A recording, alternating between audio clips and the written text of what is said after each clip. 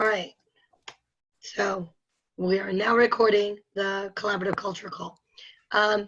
Hassan, I saw Hajj this weekend. Oh, hi. And hi.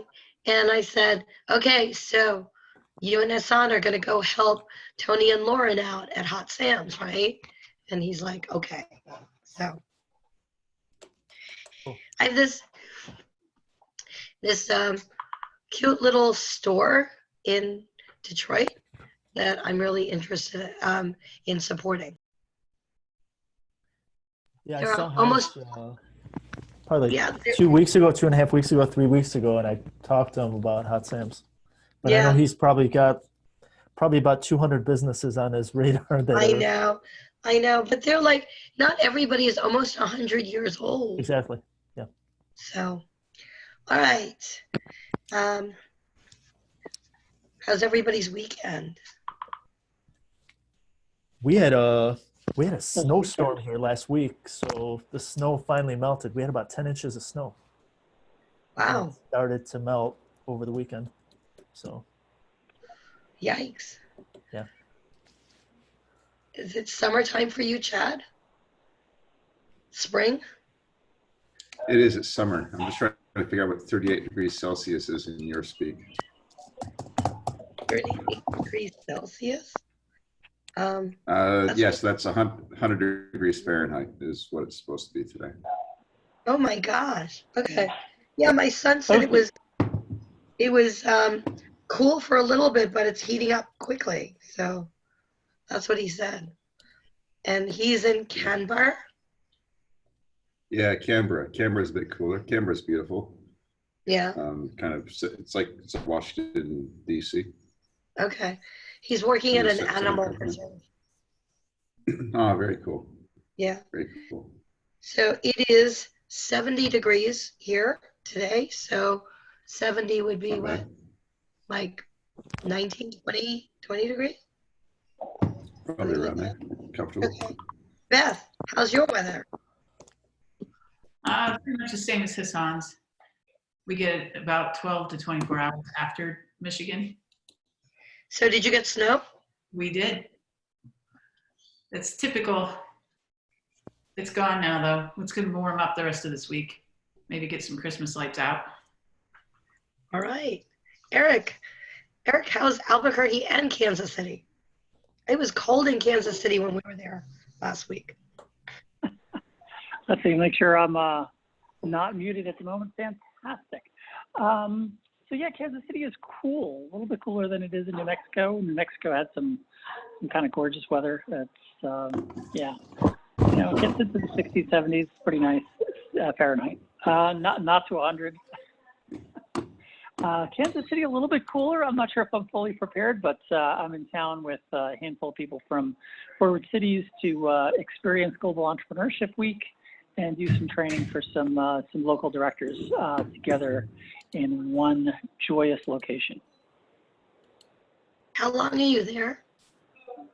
I'm actually here through Friday, so I leave out. We have our official training for local director ecosystem builder folks is happening on Thursday and Friday. We've got some other meetings going on Wednesday and some prep between now and tomorrow. So Friday night they have a good party, just so you know. What? They have what happens Friday? Yeah, they have a party on Friday, Global Entrepreneurship Week. I will be heading to DC for Global Entrepreneurship Week, but tonight we have Felicia Hatcher speaking in Tulsa. So I'm really excited. Awesome. She had a Black Tech weekend, and now she'll be speaking tonight to kick off the week, and then on Wednesday I fly out to DC to do Global Entrepreneurship Week. Chad, what's going on in Global Entrepreneurship Week for you? Yeah, there's events happening all over Australia. One of the opportunity is to help with promotion, but that's just such a big task for the entire nation. So one of the things that we're working on is just finding a way once and for all to find out what are all the events related to entrepreneurship happening in Australia, like across everything. There's a major, like every state has a major festival. One of them happens every year to fall in Entrepreneurship Week. This year it's Adelaide. So they're doing that. But then again, you've got regional areas like over just outside of Perth in WA. They're doing stuff. You've got a youth program in the city doing things. So a lot of pockets. One of the things I created this year was, here, I'll bring it up real quick.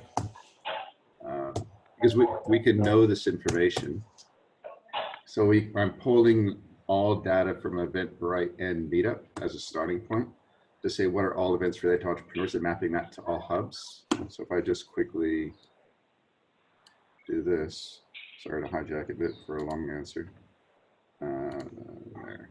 No, I think this is like really part of being collaborative, right? Mm-hmm. So this, can you guys see this? Oh, yeah. So this is all events happening related to entrepreneurship in the nation at this time. So I did a poll from, like I said, Meetup. I'm slowly working on Eventbrite. Meetup, you can grab everything by word search. So everything related to entrepreneur, innovation, pitching, that kind of thing. So looking for keywords. Eventbrite have to go by organizer. But because I've mapped and I've gotten the system, all actors in the nation related to entrepreneurship in our map, I can then correlate these ones if they have an Eventbrite organization in here. And so I'm just doing a daily poll to say what's happening. And then you can look at that by, at the moment, only filtering by state, but then I'll be able to filter by city and by keyword. That looks amazing. That is. Then go by week, go by day. And the other thing is, as an organizer, if I'm in a region, saying what's happening on a given night, who else is running a lean canvas, who else is running something that's going to cannibalize somebody else, then we can start doing some forward scheduling and a bit more sophistication. Who else is running something on AI, that kind of thing. So a real tool for the ecosystem. We'll see how I go. I'm still in the middle of development. I got a few bugs in the API for Eventbrite, but getting there. Excellent. Oh, all right, Hassan, Detroit. Detroit is kind of winding down right now. Actually, there's other than individual like incubator and startup events, there really isn't anything major on a whole ecosystem level happening. We have convening coming up in a couple weeks, which is another NEI convening, but this one is more of a work table, just for all the different partners to work on gaps, collaborative things. But other than that, there really isn't anything major happening as far as entrepreneurship events. And Beth, what's going on in Erie? Well, so one of our universities held Global Entrepreneurship Week things, events during the week of November 4th, not quite sure why. Maybe how it falls with the student schedules, I don't know. But beyond that, I think most of you know that our community has decided we're not in a position today anyway to support the broader entrepreneurial ecosystem building function. We did have a bunch of things planned that we in turn had to cancel. So Oh, wow. There's nothing going on here this week.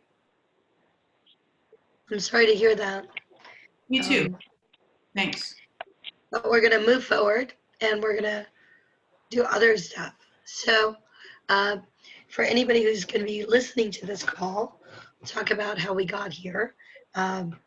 We started off gathering ecosystem builders in 2017 to talk about what it would be to bring together a professional field of ecosystem building and what would need to happen. From that came 7 ESHIP goals. The 7 goals, kind of the framework in which we operate. Out of that came proposed 130 initiatives, of which 30 of them have been elevated to be a good place to start. So we want to talk about 2 of them today, and talking about 2.2, which is a field ambassador training program around collaborative culture, and 2.3, which is training and tools for building collaborative culture. I think that it would be really interesting to have people on this call talk about the things that they see consistently across the ecosystem, what we can do better, how we can fine tune the exact tools as an ecosystem to put together these things. So, so I have Hassan. Are you and Eric scribing by chance? Yeah, I'm starting to keep track. Yeah. Okay, thank you.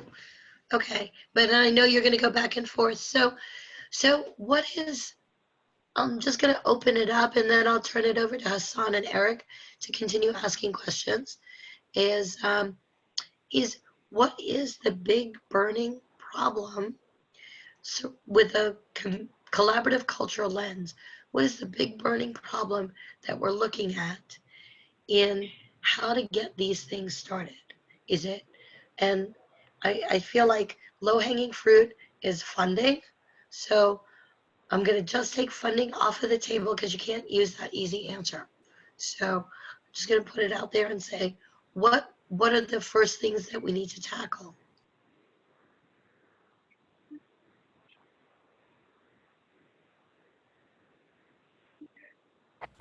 I mean, I wouldn't say it's the first thing we need to tackle, but I mean, I hear it not just in our ecosystem, but there's always, I mean, tracking tracking the way people are collaborating, and whether it's a project management tool or a collaboration tool, um, because that always pops up. I mean, it's something that's popped up here in our ecosystem for years, and I don't think we've solved it or we have a solution for it. But it's always, people are always talking about tools to manage collaborations, tools to track collaboration, and I wonder if anybody out on this call has a tool that they're using or is aware of something that's being used in another community that's been successful. I think that Chad showed us for a minute what he's tracking things with. Because I think you're right. There's people don't, they want to know what you've done, right? Or what's happening.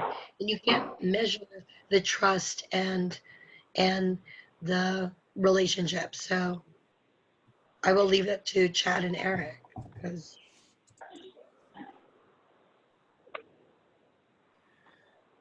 Yeah, it's a good question. What are the barriers to a collaborative culture? What are the barriers to executing on a collaborative culture? It's interesting where you may say manage and track, and then you use the word trust as well, because it's almost like we need the proof points, we need the evidence to overcome the people who bring people on board. But if you have the trust, I don't necessarily need to manage and track. So I don't disagree that it is a critical point. But in the work that I look at with regions, like how do we break down the silos? How do we overcome the us versus them? We can look at that through a systems like a digital or some sort of hard systems perspective. But there's another piece around just the institutional barriers to working together. So many times I see the startup ecosystem come in, and it is this new entity coming into the organism, and you see everything rejected, and it tries to get this traction. I was on a phone call with the activator over in Western Australia just yesterday, where she lost her funding, and she's trying to make the case for government. It's this constant narrative of this entity here trying to get in and be collaborative with a bigger one.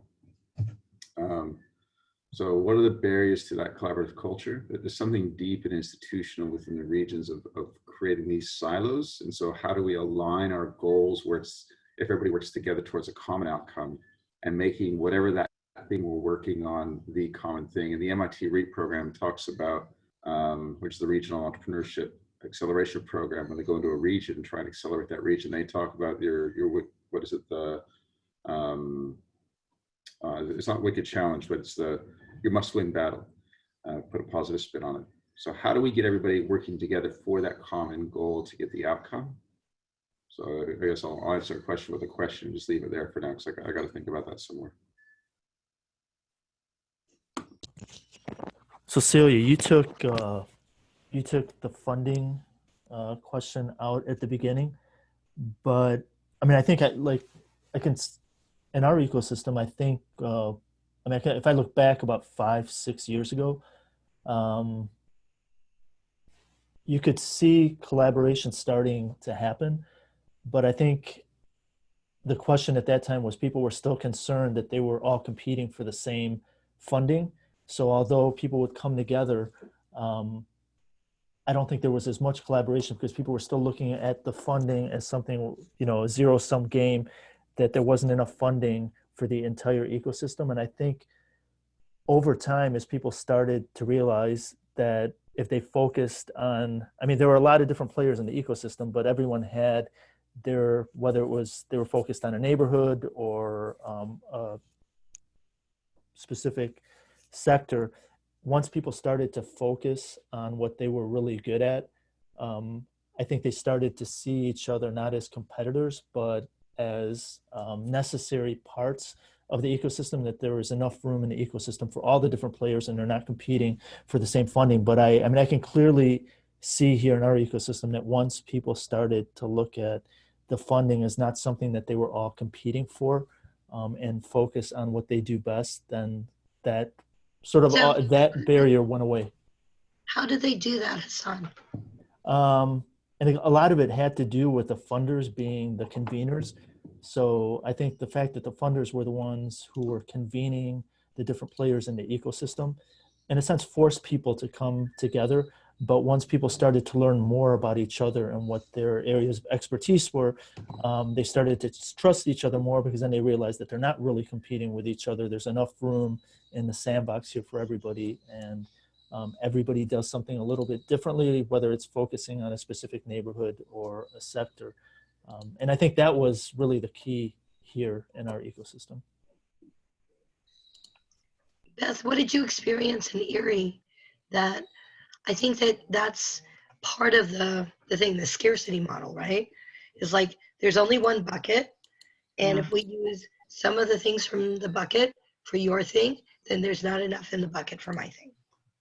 Yeah, and it wasn't just, it's not even just the funding perspective, it's the recognition perspective, it's the egos, it's, misplaced competition amongst the economic development players, and new people coming into the market in leadership positions that don't necessarily understand or seek to understand where we've come from. So there's a whole plethora of things. And I think, what Hassan said is absolutely true. With the funders finally believing it and taking the leadership role, I see this is obviously very relevant in other goals. It's six, of course, but I think convincing, coming out of our call on goal 6 last week, the question was asked, who is looked to as an organization that can convene on a national scale the funders and educate them as to why this is so important for our national and global economy, and then in turn, those national leading foundations educate the local funders and foundations. And of course, the answer was a resounding, it used to be Kaufman, they don't do it anymore, maybe we should ask why. And let's talk to Andy and see if he can do some digging and find out if that is an opportunity. Because until you have big brother or big sister telling you this is the way to go, I don't think it's going to happen. At least not in my little corner of the world. Yeah, so there's a lot of conversations around EFN, and that funders network does come together, but I think nobody tells people these are best practices, and I don't know that there's anyone even around Kaufman that can engage that conversation, right? Because when you have well-to-do fund, and it's not just about, but you're like you said, it's not just about the money, it's about influence and being able to have that. I feel like Chad wants to say something. Yeah, it's this top-down and bottom-up approach, because you need the funding from the top. Without that parent-child or big brother familial relationship, which creates some awkwardness. And that's one of the things we see with some of these top-down approaches for ecosystem building, where the big funder comes along and they have the money, but then that creates this inappropriate power control nature. Whereas we also know some of the best ecosystems are from the ground up, that grassroots, but they often don't have the capital. So as we've been talking, there's leadership from a funding perspective, from a capital perspective. There needs to be leadership with competency, the awareness, the people that just know as far as the entrepreneurial aspect of it, and also leadership with capacity. So you can have money and you can have people who are competent on entrepreneurship, but just everybody's really busy and nobody really has time to actually lead and coordinate. And also, how do you align the capitals? I came across this framework yesterday in my studies on strategies for ecosystems, where they're talking about the community capitals framework. I don't know if you guys have heard of that one. It talks about the 7 different capitals: financial capital, built, natural, political, social, cultural, human. People familiar with ecosystems would kind of get that as far as the different sections of it. But one thing they found, they did a study on that about 5 years later across 20 regions and about 200 projects.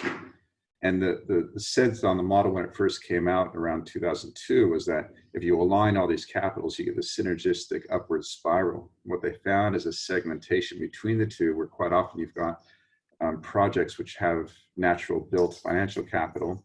You have other projects which have political, social, and human capital, and cultural kind of spans the two, but they kind of sit on either side. So the final thing I'll comment on is, as we're talking about aligning leadership with funding, competency, and capacity, and alignment of those capitals, it does have to be mobilized around that shared vision. What is our must-win battle? Either a burning platform or a burning ambition. I was in a town last week, Quilpie, 10 hours out of town, remote as remote gets. And the thing about a lot of these towns, 600 population, is that they have a population decline. You lose a few more people, you shut the school, you shut the post office. Like that town's like, that's a tipping point that they can't recover from.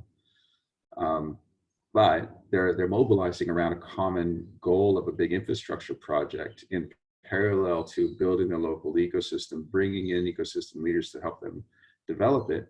And that major infrastructure project is a circular economy type thing of everything working together, about a $9 million investment.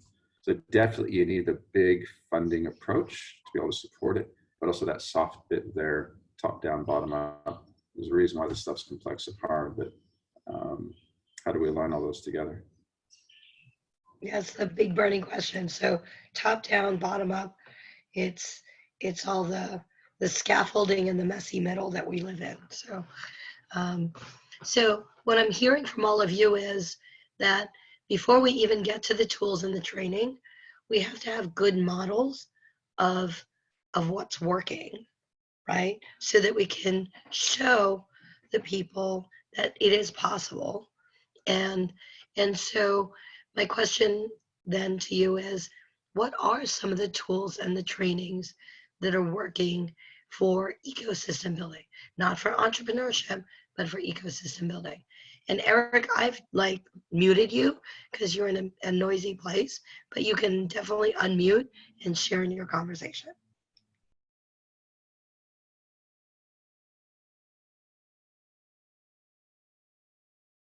Anybody have any good examples of ecosystem building as a practice? Is there a toolkit out there? Does somebody do it well?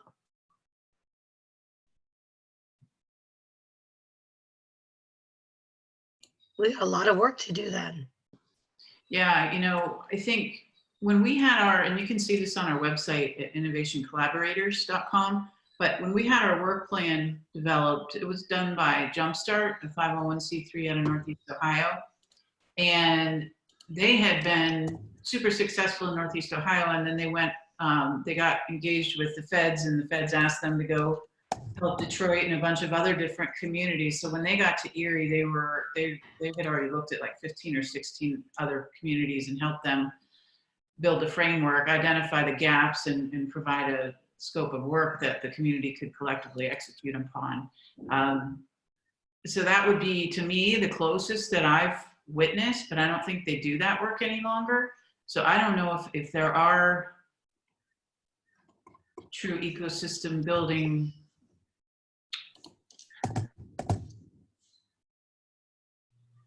So let me ask you, Beth, before Chad chimes in. You said you don't think they're doing that work anymore. Is it because it wasn't sustainable? Is it because there wasn't funding or interest? Do you know? I think it's because they have gotten to the point where they are viewed as the entrepreneurial ecosystem gateway. They receive a lot of funding from the state, so the actors in the ecosystem are required to play with them in order to get their funds. So I believe they feel, my guess would be, they've hit the holy grail and they're operating and moving forward as the boss. Interesting. Chad? Yeah, that's a big challenge as far as who actually runs, who owns the ecosystem, who develops the strategy, who drives it forward, who does this work. One of the reasons why I'm so interested in backbones and collective impact, I'll share a few slides on stuff that we're working on. This is based on looking at what's happening with Techstars, what's happening with MIT, with the REAP program, these ecosystem building models that are coming out, and also looking at, when you talk about competency, Startup Commons over in Europe, and I think it's IMBIA who's developing some training frameworks. Let me just share this.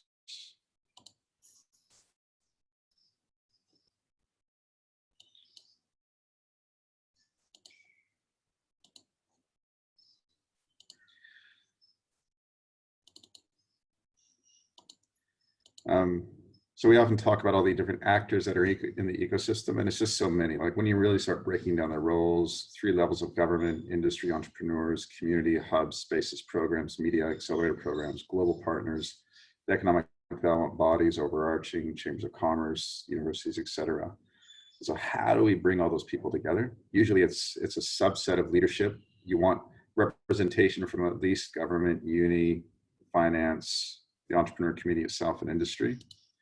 I've shared before about some of the challenges that we all talk about these things, like how do we get people together for this common agenda, shared measurement approach, which we talked about as well, the mutually reinforcing activities, having that shared vision, and how there has to be something in it for everyone. Quite often we go into this as a do-gooder type, just do it for the community because it's the right thing to do. But unless people have a vested interest and it's a clear line of sight on their, I don't think we need to be ashamed of that, but really double down on that one and say, what do you get out of it?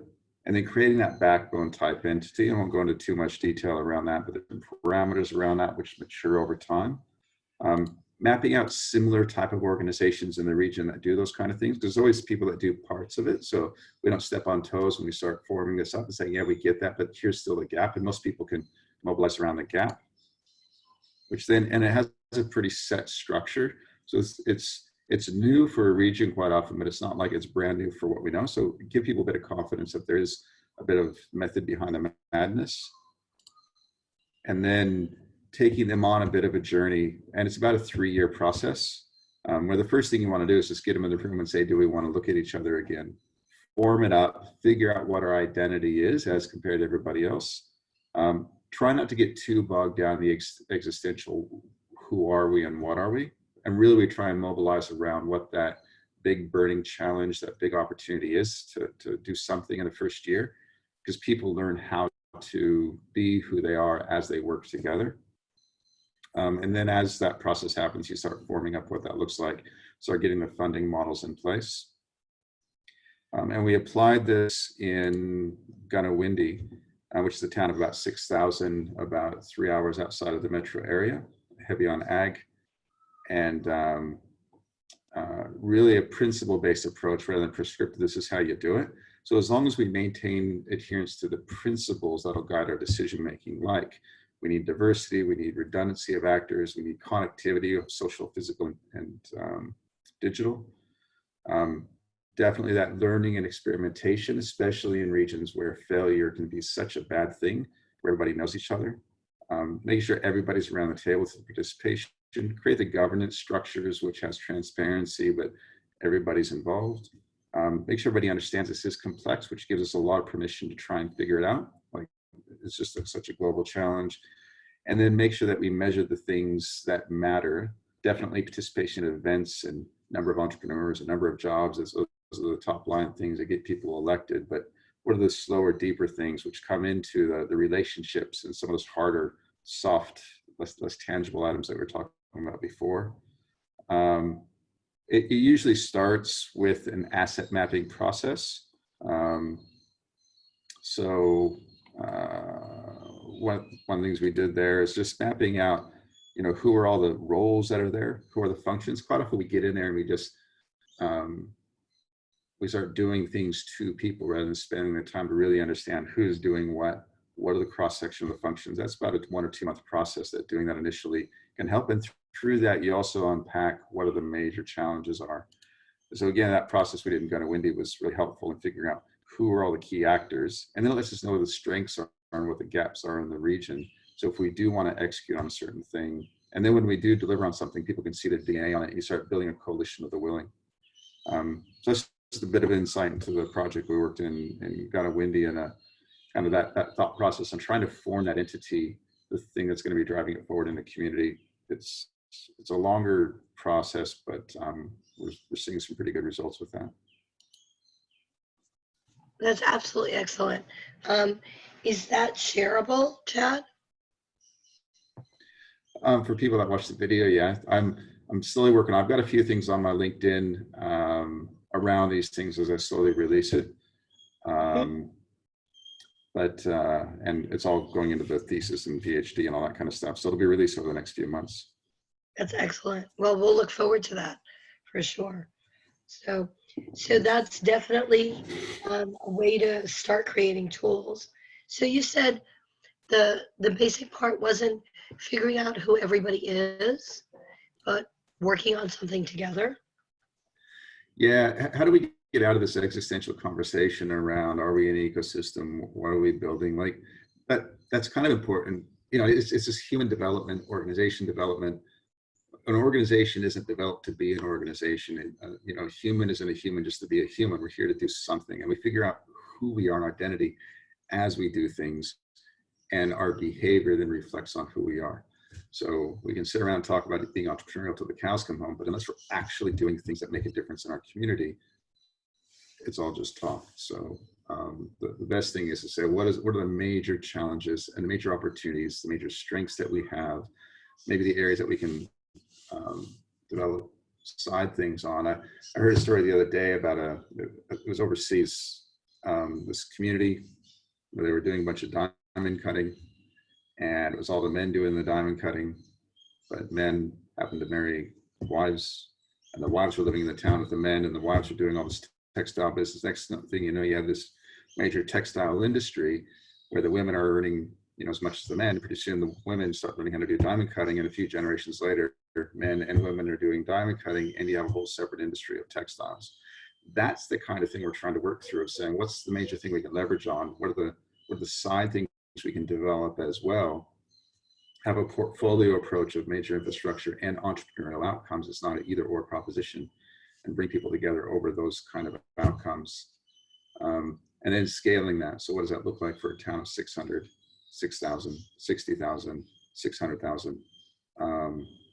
It does work. It's all very complex. And as long as we follow the same principles, I think we'll get there. I love that framework. Beth, what do you and Son and Eric think? I wish we could work with Chad every day. There's a ton of awesome things happening with you. I can't wait till are you going to share your thesis when you're done? I am. It's been a big journey, but yeah, the whole reason I'm doing it is just try and get the word out there, because once you really start seeing how everything fits together, and there's so many great people doing work in this area, the main thing is how do we expose and share all of this so we can all learn collectively better. But yeah, I'll share as soon as I can. Awesome, thank you. Yeah, I'm Go ahead. No, I was going to say, I'm looking at, we're talking about training and tools and just across all of the goals, all the different initiatives. And every time I hear Chad talk, especially with the slides you presented today, it's like the information is right here and you have it. It is. It's nice to see. Yeah, but it is just aggregated together. Like there's just so much rich, good work that's out there. That's the thing with doing a PhD. I was reflecting on it yesterday. Like like it's all just there at our fingertips. Like, and if we can just package it together, I think it's the great work that the Kauffman Foundation does. You know, there's like 2 or 3 entities in the world, you know, Kauffman, Aspen, Nesta, Startup Commons. If we can all come together and pool our resources, so many great people doing PhD type work. I reckon within 12 months, we're really going to have something special here, especially with even groups like this. There may be 5 of us, but it's just this consistent thought leadership among the collective like us. I'm really excited to see what comes out. Yeah. Is there somewhere to find the outcomes from the Startup Commons event last week around standards? Were you there? Well, there's one this week. I couldn't make it to Helsinki. It was a bit short notice, but they're having a session at the Slush Festival. I signed the document, which sounded, look, I'm happy to contribute to their open framework. They had the webinars for people, but that was more of just a training thing. So they are doing it, just getting a coalition. I think that's more kind of an in principle project where systems and tools in principle say we're going to develop some aspect that's going to be open. But that's a long play. I think it's necessary, but I don't know if we're going to see anything come out of that in the short term. So I'm curious. Well, first of all, I want to unmute Eric and ask him to chime in, because I muted him on purpose because it was noisy. But can you hear us, Eric? Yes. Am I unmuted at the moment? I mean, I'm not sure that I have a ton to add. I'm blown away by, you know, kind of that model that Chad's been working on. I think that looks great. So it seems very useful. The only other thing, I mean, some of the work that we're doing, I think might be with Forward Cities, might have, you know, might touch on at least 2.3 in terms of, you know, the training tools for building collaborative culture. So we are doing some experiments with that, but that's really, it's pretty localized kind of stuff, like what kind of facilitated meetings and approaches and projects lend themselves towards getting people really working together versus, you know, just doing the things that are required to get funding. So that's, I'd say we're still in the early stages of doing that with the ESHIP Communities project. But Great. The other thing I would say is that we are intentionally looking at this as something that should contribute to, I know there's another goal or another project that's got some overlap with this as well, but specifically around this training and tools for building collaborative culture. Yeah, I think, you know, I'm curious to hear whether or not you think that being able to open source something is a good way to go when it comes to things like tools and training, because it's something that organizations can monetize and thus become sustainable. But in order to really create best practices, that I don't know where the balance is between public-private partnerships and having sponsors with an agenda, or really trying to fine-tune, okay, this is really the way that it should be done. So a standard that can be set, and sometimes the thought is, in order to set that standard, you really got to put it out there for people to chime in on. Yeah, I don't think it's it's not the idea, it's the execution and the operationalization of the idea. It's not that this model canvas, that concept, that's fine, but the actual implementation of the canvas into your region, into the city, like that's a $1,500 to $2,500 a day execution. And so I think about a lot of the stuff that I'm developing, even MIT REAP and that kind of stuff. Like if you were to do or even Techstars with their accelerator programs, 500 startups, any of these, it's not the content they deliver. You can get the content online. It's the access to the networks. It's the access to the PE behind it, the delivery of it. So I still think it needs to be a fee-for-service model, but also that price point on the model on delivery of these things need to be tied to the value that they get as a result. because as soon as the price on the delivery is disproportionately more than what I'm actually going to get in my region, and who gets the benefit from that. So if you execute on one of these ecosystem building frameworks in a region, typically it is government or whoever has a long-term asset of the land that gets the benefit, so therefore they should pay and get the results. And they pay for the implementation, the delivery. So typically the way these things will work is going to be a license back to the people who are continuing to develop the IP of the framework. The majority of the money going to the people that implement, because that's simply a fee-for-service basis. But there should then also be tied, which comes back to our measurement process, to seeing some sort of outcomes from the result of it. So I think that the business model is fairly set. And the only thing that we really open source is maybe the actual instruments themselves, but those are worthless unless you actually know how to implement it. And because every region is so different, it needs that skill set. So here's a challenge for you then. It becomes, then you become, hang on, I'm muting Eric again.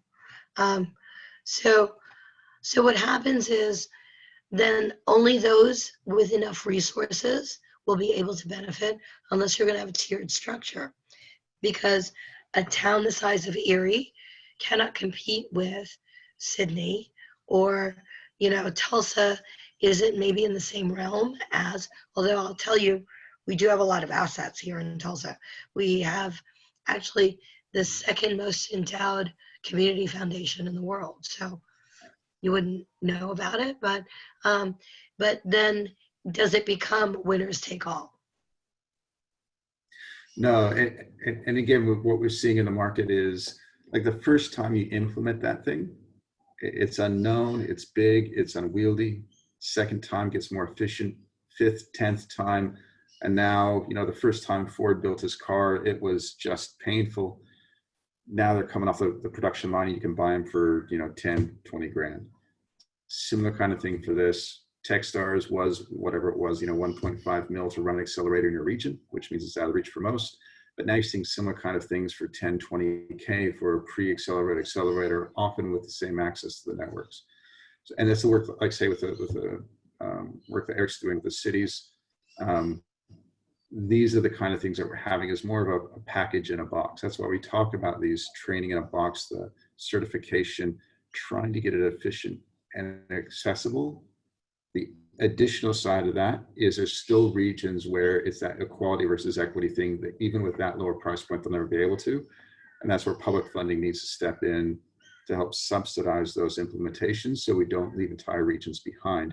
Because otherwise that town of 600 will say, that's all great, we're done, we got to shut up shop. So it's a portfolio approach, getting the system efficient enough to reduce the cost so everybody can have access, and subsidize for those who still even that as a bit of a leg up. So you have to be mindful about subsidizing. I mean, Yeah. Chad, so what do you use? So if you're looking at the cost and the return on that investment, other than case studies, what do you use to compare dollars for dollars in terms of return on that initial investment? Like, how are you measuring that so you can gauge whether it's worth investing in an ecosystem framework project? Yeah, it's economic development and community development portfolio metrics. So it's just traditional things. It is new jobs. The big challenge with entrepreneurial investment is those jobs often don't stay, but it's the downstream. So there's a great one, I'll show you one other one in work that we did. Let's see if I can find it. It's that flow-on effect.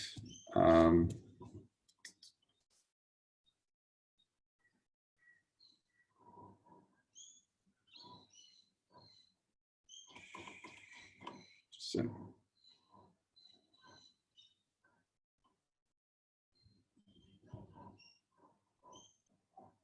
Duck How many- surfing, or does somebody have a gerbil or hamster on a wheel? I don't know. I'll mute and see if that's my fan. Hang on. Starting to get a bit warm here.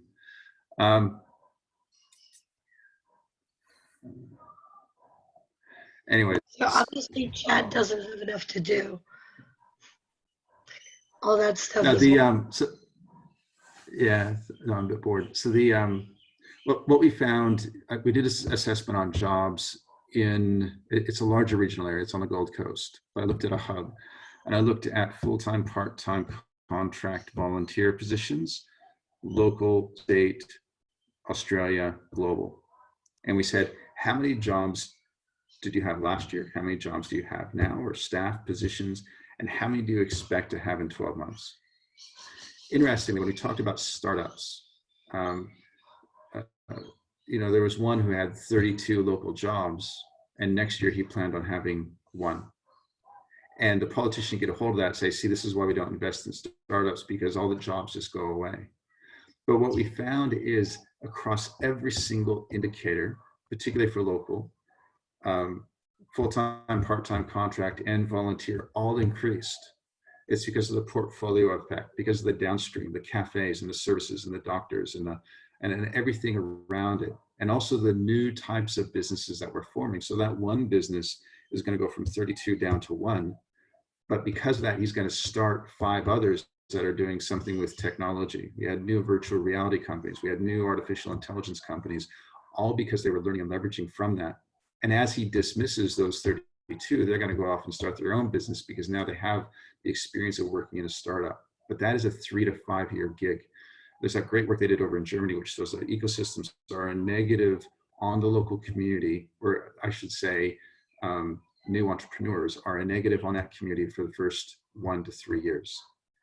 Because they get in there, they disrupt the incumbents, they fall over, they don't quite know what they're doing, they're not hiring right away.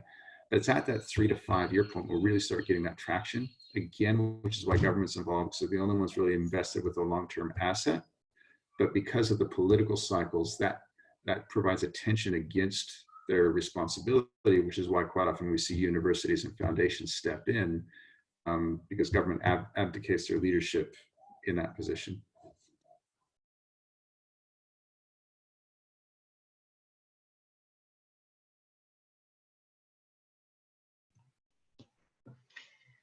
So where do we go from here then? If we're trying to put together this toolkit or this training, how do we proceed in the best way to make that happen?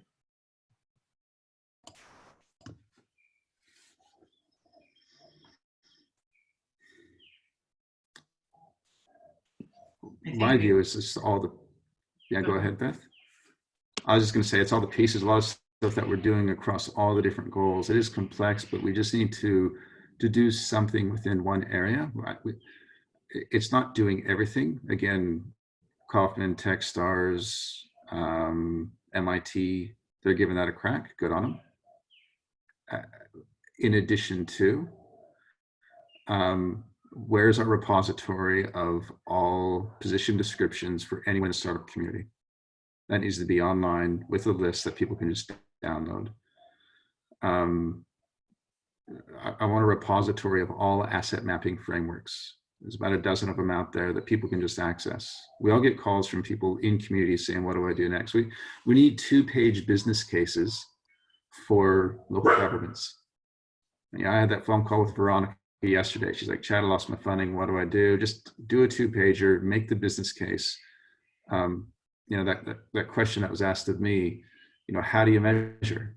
Well, we come up with 4 or 5 measures. When you implement, do these things. Like it's simple when you think about it, but the hard bit is just packaging these up and making them available. I think that's great for open sourcing. If we just had these buckets along the pathway that people can draw from, there's a few things after that can do that. And then that training process, which is happening, I'd be interested to have a peek into, I think it's INBIA, and Startup Commons has their 4 webinar series where they're trying to build ecosystem leaders. I think we need more of that. So this is, maybe if we just start filling all the individual buckets and focus on that, that might help. I think there's a a common sense kind of framework around the execution of ecosystem building, right? So I think we established earlier on in the call, in order to successfully have a community take this work on, we need perceived influential people to believe that and take a leadership role in it. That seems to be the most productive so far from what we've learned from places like the Launch Place and NEI. But the process around, once you have that buy-in that the community agrees we need to build our entrepreneurial ecosystem in order to make our economy more healthy, then you work on the ecosystem asset map, you work on identifying the entrepreneurs, and you work on educating the rest of the community about why entrepreneurship is important, why it's a relevant career path, why we need this ecosystem building, and come together with those actors once now we've got the higher ups saying this must be done. Maybe I'm making it too simple, but that framework is there.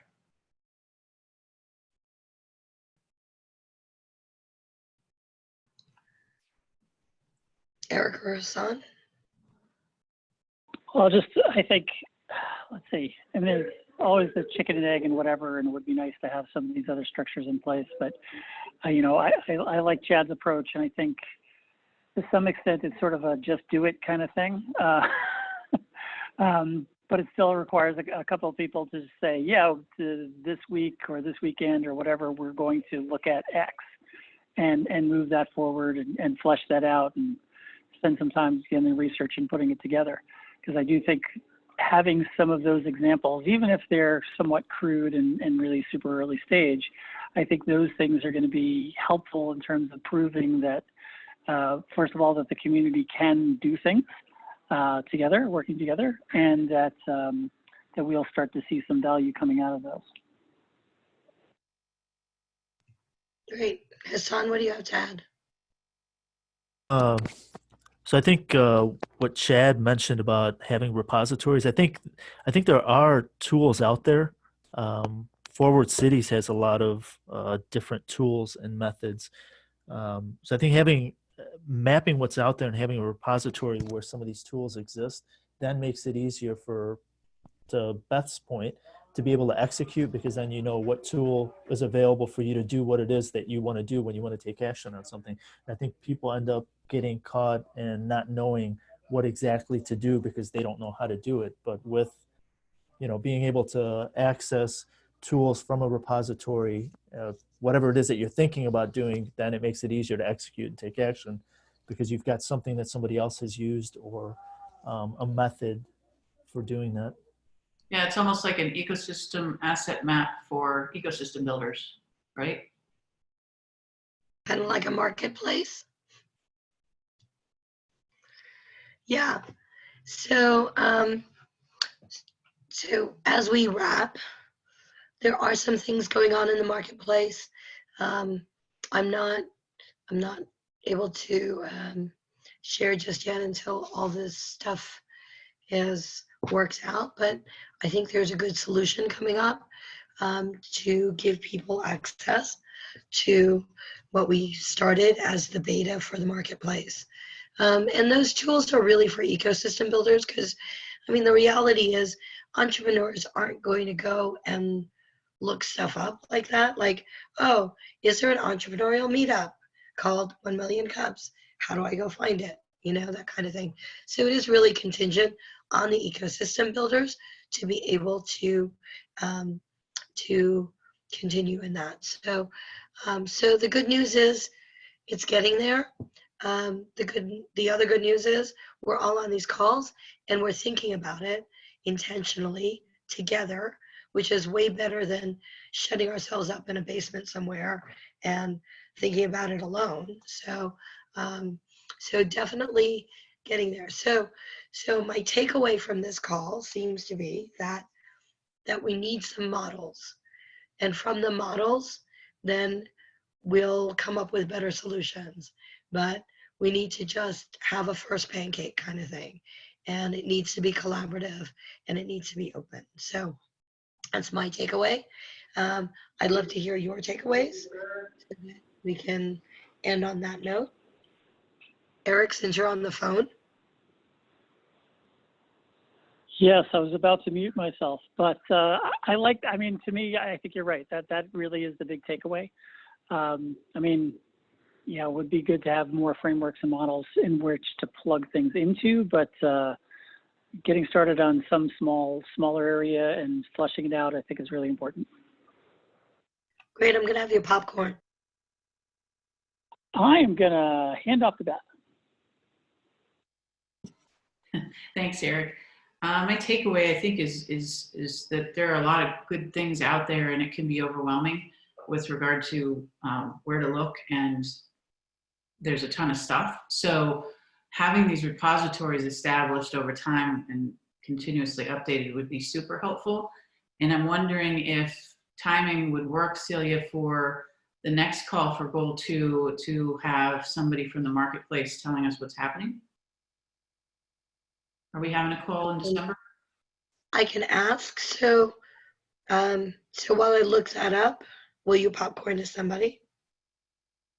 Yep, I will popcorn to Hassan. And so great thoughts, everyone. I think big takeaway for me is that we should have Chad present on one of the future calls.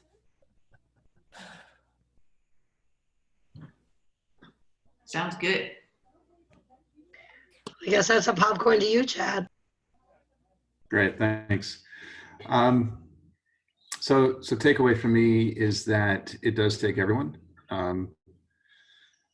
Like it's big, but it can be understood, and we just have to start somewhere. So again, for example, having a repository of all like a marketplace type concept of all boundary spanning type activities, or all talent development type activities, or all position descriptions. Anytime we have an ecosystem leader, for those of us who have been practitioners, we can say, man, I really had a hard time with that thing. If we could provide something to make it easier. And it does take everyone to kind of come together and do that, but we just have to do something. So that's top of mind. All right. And I'll just pass back to Cecilia. Thank you. Okay, so the next call is on the 16th of December. I will tell you that after the 11th of December, I am checked out 100% through the end of the month. But that's not to say that Andy, Lauren, Christine wouldn't host the calls. Of course, you have Hassan and Eric, who are also very capable of hosting the calls. Lauren is overseeing the marketplace, so I will ask her if she would be able to share what's going on with the marketplace and continue that conversation. So otherwise, if you want to come up with another topic, the calls will record. I will get back from vacation and I will upload them to the dashboard, so you will all be able to share. So it is definitely up to all of you, but I will ask Lauren about the marketplace thing. If there's anything else, please let us know. Otherwise, I want to thank you all for your time and your incredible brain power in coming together and really thinking this thing out. So yeah, seems like there's definitely job security. We have stuff to do. So anyway, have a great week. Good to see you all. Thanks, See you everyone. guys. Appreciate it. Thank you. Take care.